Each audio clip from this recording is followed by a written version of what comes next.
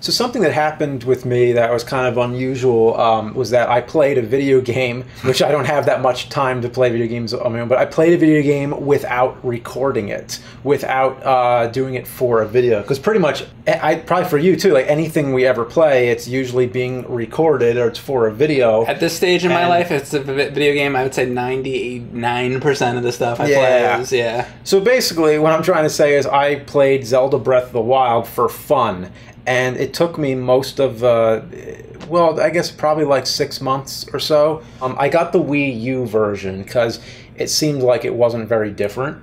That was convenient for me. Sure. But I've seen comparisons like side by side, and it looks like the graphics are pretty much the same.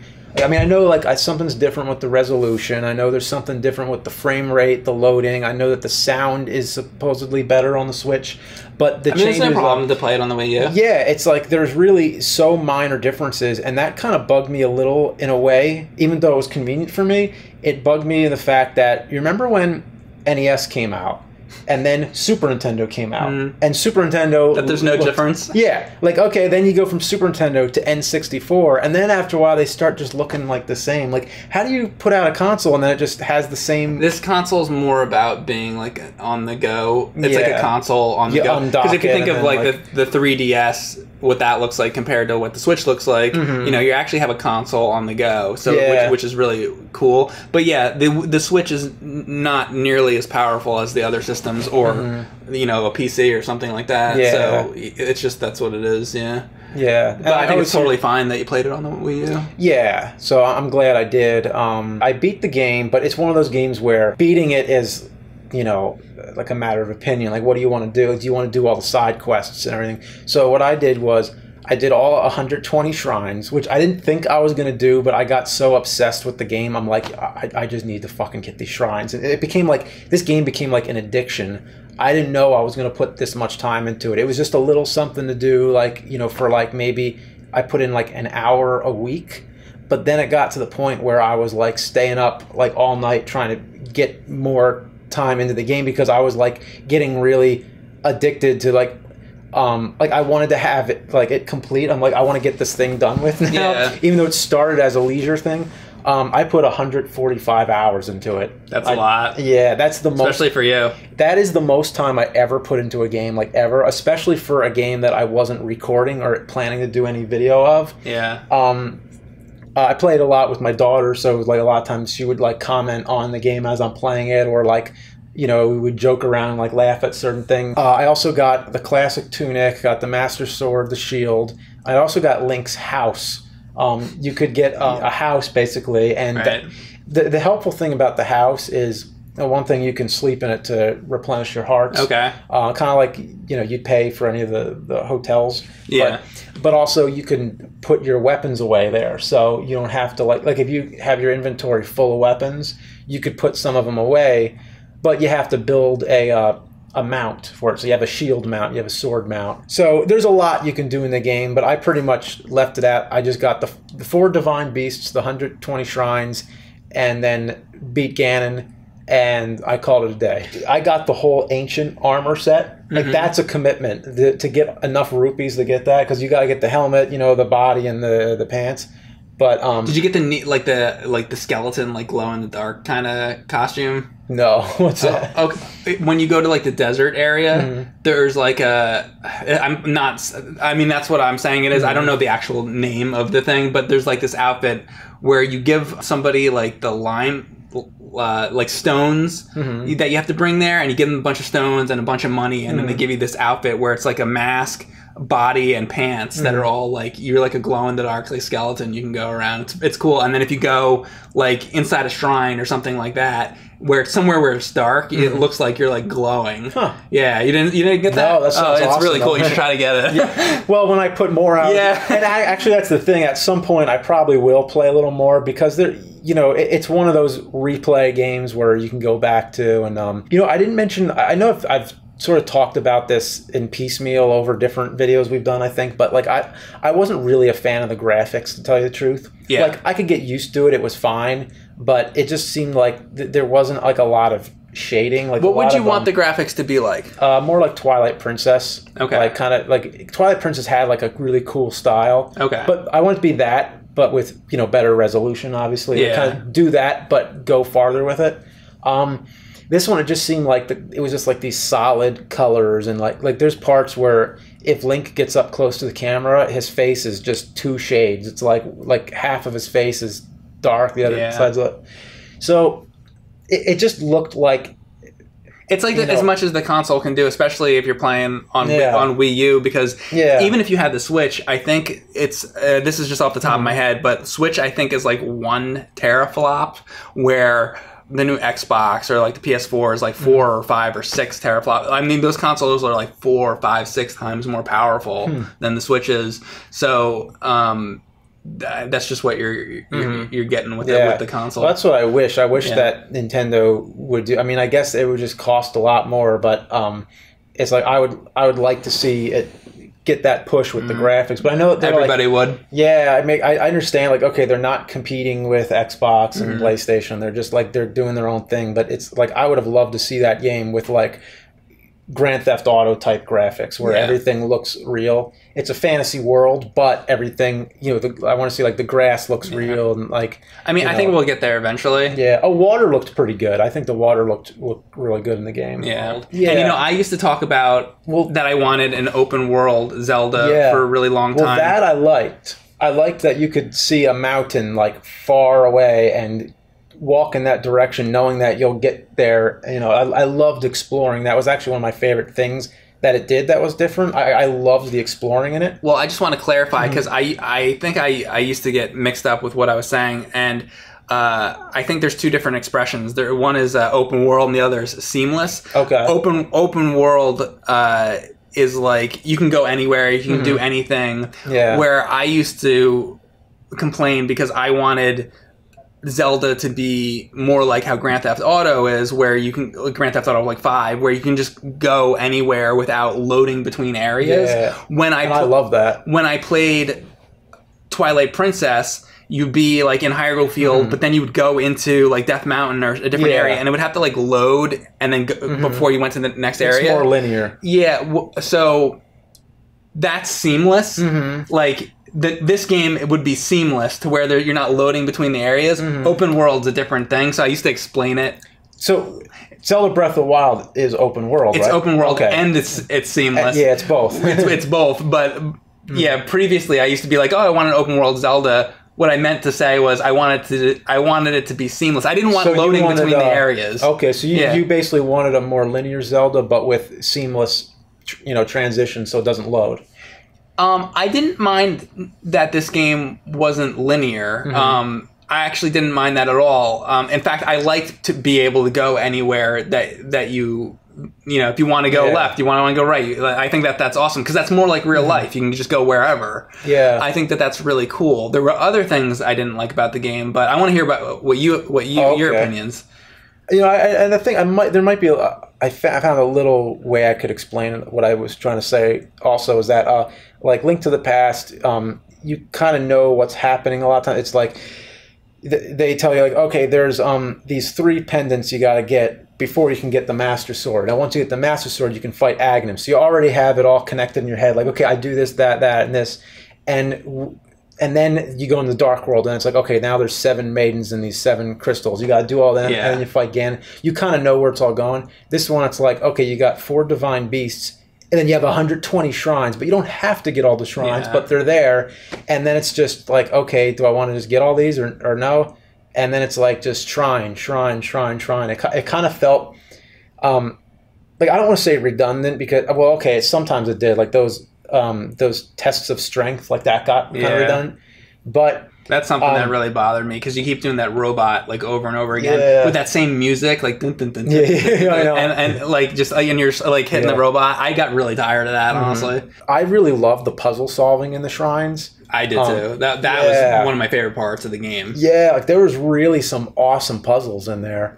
I would have been better for me if it would have been like 10% combat shrines and like 90% puzzles. And the other thing about the combat shrines is let's say that half of them were the combat shrines and half of them were the puzzle shrines. Okay, fine. But why did it have to be the same robot over and over and over? You think of the old Zelda games, and the old Zelda games, you go into a dungeon, and you know who was the boss of like level 1? You have like the Aquamentus, right? And then you go to level 2, and it's Dodongo, and you go to level 3, and it's Manhandla, and you go to level 4, and it's Gleeok, and you go to level 5, and it's Digdogger, you know, and then inside the dungeons themselves, then you had Gibdos, and you had Garayas, and you had all these different enemies and stuff. Where this game, it was like, how come you don't go into the one combat shrine and you're fighting a dragon, and then you go into the next combat shrine and you're fighting like a mummy or something? It was There's always not many enemies. There's hardly any enemies, and then again when you go into the divine beasts, there's not a lot of enemies too, and that's one of the things that really irked me about the game. I'm like, how this is not. There's not enough enemies. Yeah, and of course there are a lot in the overworld. There are a lot in the overworld. Too many critical hits from enemies. That's another thing I remember that I didn't like, was that it's just, there's too many times where an enemy could kill you in one shot. I think that got annoying. And you were talking about redundant. Well, then when you do get to the bosses of the divine beasts, it's all like this weird form of Ganon over and over. Yeah. And it's like, okay, well, how about like, where's like a different monster? Yeah. That I just didn't like that. Yeah. It almost feels like they forgot to add the monsters in. Yeah, pretty much. Yeah, it's like you go in the shrines, and I didn't really notice it because I was so wrapped up in the puzzle solving. But then when you stop and think about it, you're like, oh yeah, that's kind of weird. Yeah.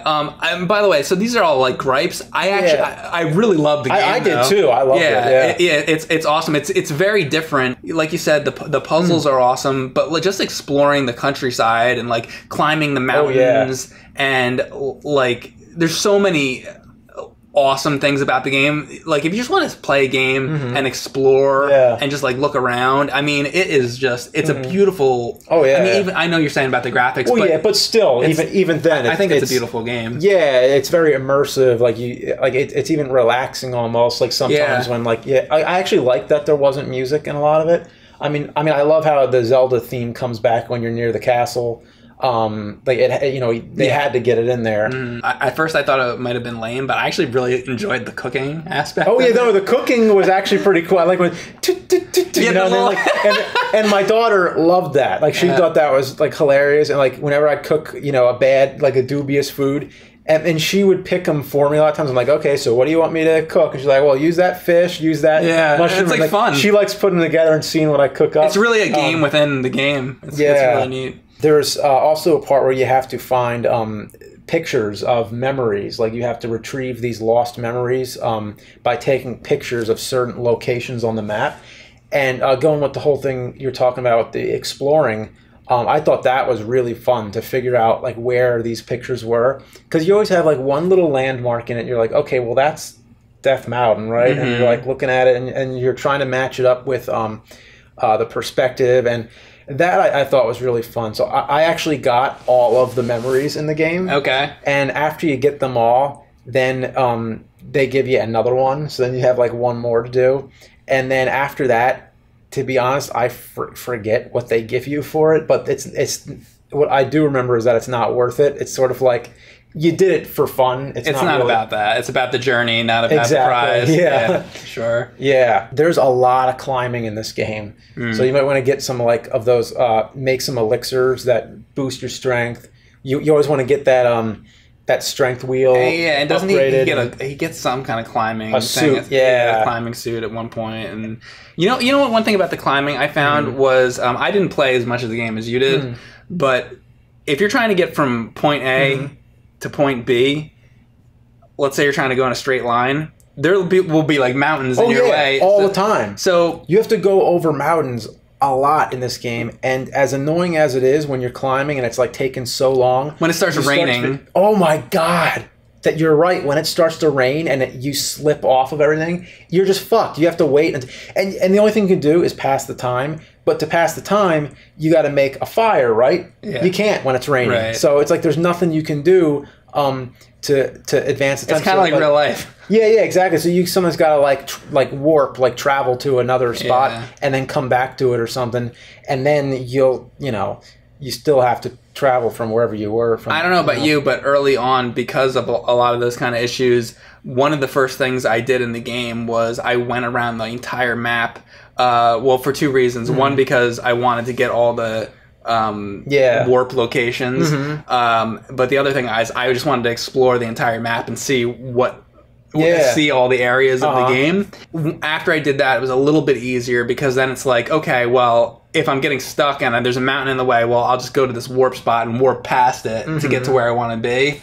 So that's something I did early on. Once you have them all. Yeah. But even then, it's like there's so many spots. Yeah. You have to do a lot of climbing. And even though it gets annoying, like when you're climbing, you start to feel like you're really climbing when you're doing it. Like it's this massive task. And when you get to the top of that mountain, and once you get there, it's like the best feeling. Like, thank God I just got up that mountain. Yeah. But the worst feeling is when you have like this much of that strength wheel, and then you're like almost fucking there. Yeah. Finding the shrines can be tough. Once you get all the obvious shrines, like once you've gone all over the map, then you have to start really digging in and finding like hidden shrines. So some of the shrines could take an hour just to solve the puzzle in it, but it could take like more than that to even find the thing, because there's this one that you have to do where you have to talk to like all these different like little bird kids, like it's in that area where with the birds.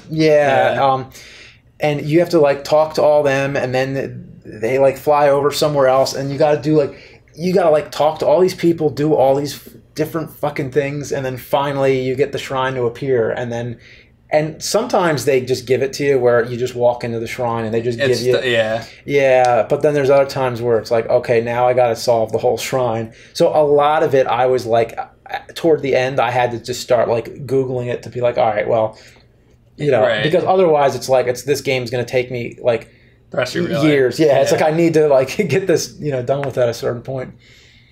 That's funny. But that's like the way the original Zelda was. A lot of times, like, how would you know to blow the flute at the lake? You'd hear about it from some kid on the school bus or something. Back then, it wasn't the internet. It was like asking a friend. It's word of mouth. It was Nintendo Power, the 1-900 numbers.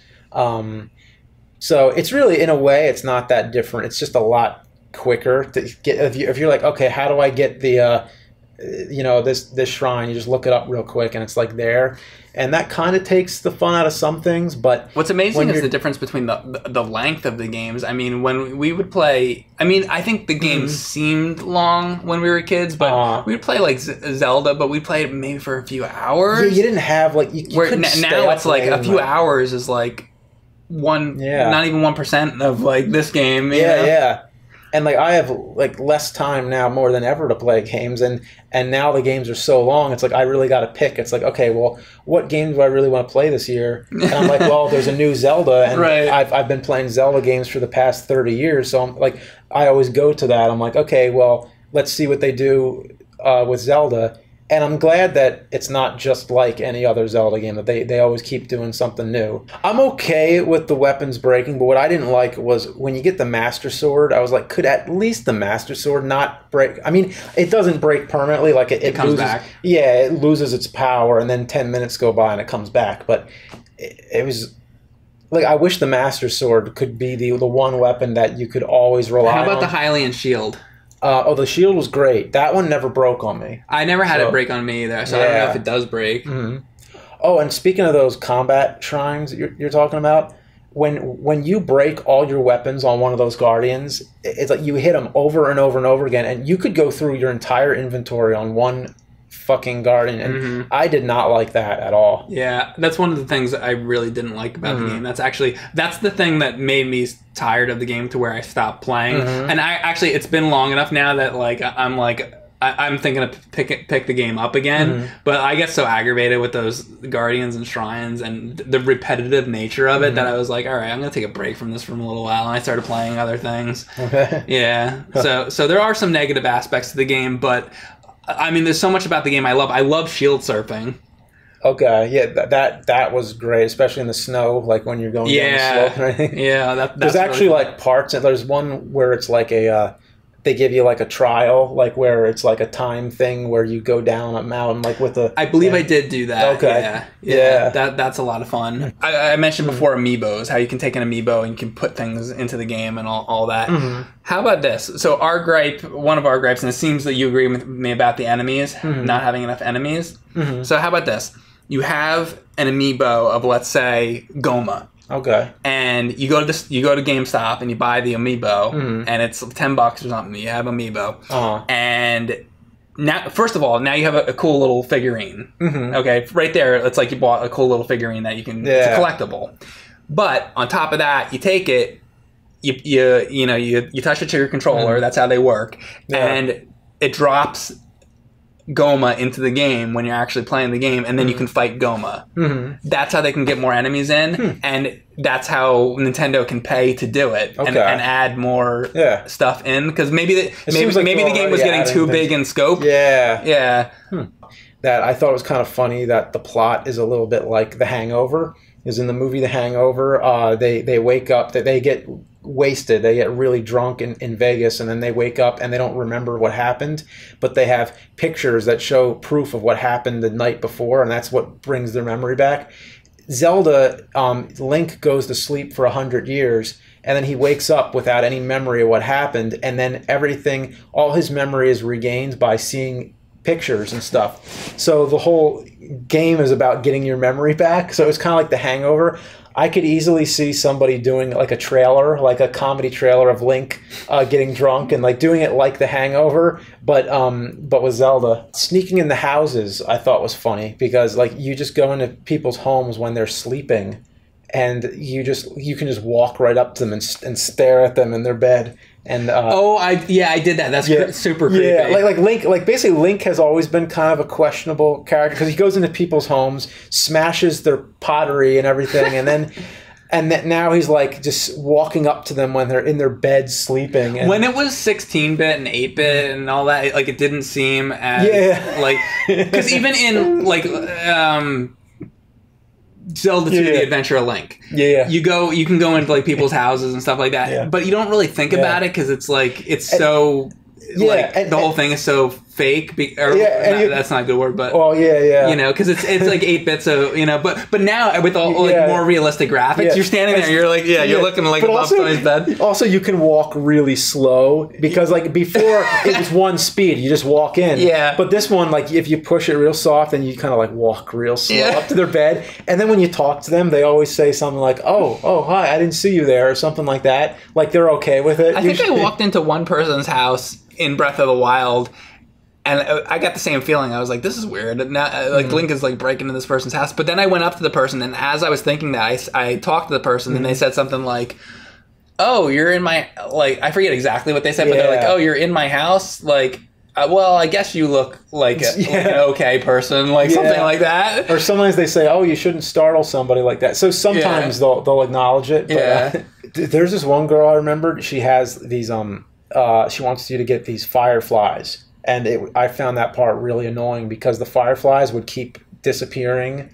And also, I found that there was a certain amount of Fireflies that aren't the real Fireflies. They're just kind of like decoration. They kind of just disappear when you go up to them. And like I was trying everything. I was using I was approaching them slowly. I was using those like sneaky elixirs and stuff like that, or the meals.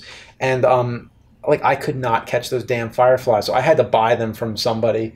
And I mean, I caught one of them on my own, but you need to get 5 and then bring it to the girl. And that was annoying. Did you try doing any of the seeds? Oh, the Korok seeds. Yeah. If you get like a certain amount of them, you trade them in for more inventory. So you have more. You did a bunch of that? I did. Yeah. And doesn't the dude always like move to a different location? The guy you have to bring it to. The guy shaking the maracas. He starts out somewhere, and then he moves into like the woods, like whatever woods. Does he stay there? Once he goes into the woods, he stays there. Okay. From what I've seen, yeah. Do you remember the Flower Girl? What part was that? There's a shrine that's on like an island. It's surrounded by flowers. In the